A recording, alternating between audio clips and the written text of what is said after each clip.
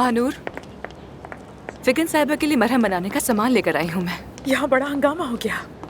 अब क्या हो गया? तुम्हारी वजह से मैंने सारे मरीज आज रख दिए। कोई भी मुफ्त मरीजों को नहीं देखना चाहता, और तुम अकेली सबको एक दिन में संभाल नहीं सकती। अगर जरूरत पड़ी तो मैं रात भर रुक के यहाँ देख लूंगी, तुम फिक्र मत करो, ठीक है? ठीक है। मैं ये ऊपर देकर फौरन वापस आती हूँ। ठीक है।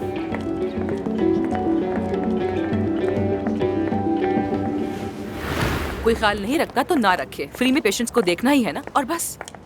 तैयार हो? टाटा।